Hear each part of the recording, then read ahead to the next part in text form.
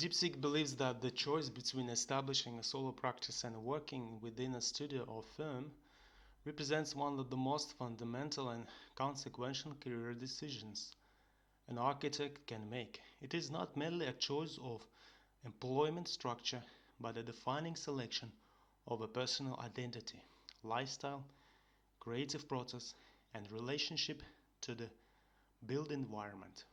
To understand the difference is to understand two divergent philosophies of architectural production. Let's explore these in depth across several key dimensions. First, autonomy and control. Solo practice embodies the zenith of professional autonomy. The architect is the ultimate decision maker on everything, from the philosophical stance of the practice and the types of projects pursued to every design detail, client relationship, and business operation. This allows for a pure, unfiltered translation of personal design ethos into build work. The vision is singular and uncompromised by committee. Studio firm work. Autonomy exists within defined boundaries. An architect may have significant control over a specific project or detail package, but ultimate authority rests within principals, partners, or directors. Design decisions are collaborative, negotiated, and must align with the studio's overarching brand standards and client management protocols. This can mean less personal control, but also less sole responsibility for every outcome. 2. Creative process and work diversity. Solo practice. The creative process is intensely personal and often interdisciplinary. A solo practitioner might handle concept sketching, 3D modeling, client presentations, and even marketing, all in a single day. Project types can be highly varied: residential renovations, small commercial, furniture design, consulting, or deeply niche. The work is a direct reflection of the architect's interests and network. Studio firm work. Creativity is channeled through a structured, specialized process. An architect typically operates within a defined role, etc. Designer, project manager, technical detailer on larger, more complex projects, towers, campuses, hospitals that a solo practitioner could never secure. The creative thrill comes from deep mastery of a phase and contributing to a grander collective vision, but with less connection to the project's entire life cycle. 3. Business and financial realities. Solo practice. The architect is CEO, CFO, CMO, and head of production. A significant portion of the time is spent on non-architectural tasks: accounting, invoicing, contracting, marketing, networking, and business development. Income is directly tied to the ability to secure and manage projects.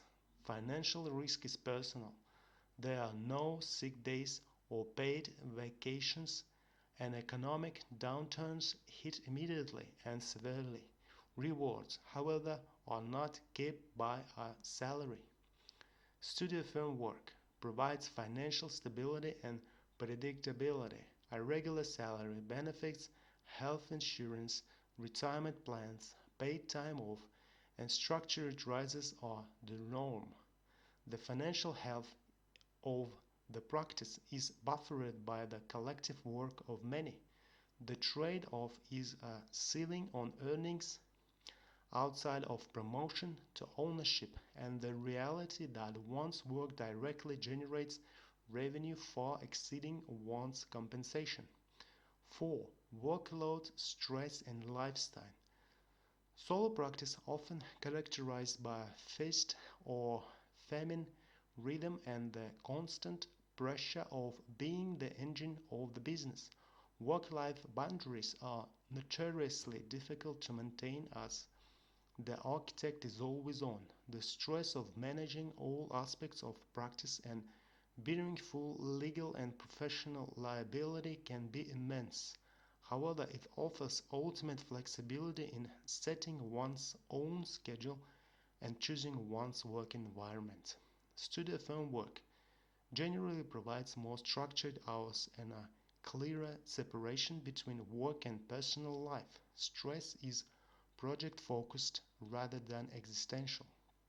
However, it can involve long hours during deadlines, office politics, and the potential for creative frustration if one's ideas are consistently overruled. Lifestyle is more regimented but often more sustainable.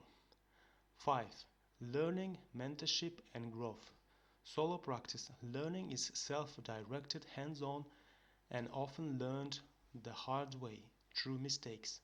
Mentorship must be sought extremely through professional networks.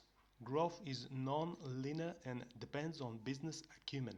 The learning curve is steep but incredibly broad, encompassing design, engineering, law, and business. Studio firm work offers an individual, structured environment for professional growth. Junior architects learn from seasoned seniors, project managers, and technical experts. Exposure to complex projects, rigorous QA, QS processes, and collaborative problem solving provides a deep and accelerated education that is difficult to replicate alone. Career progression is often mapped out. Intern, architect, senior, associate, principal. 6.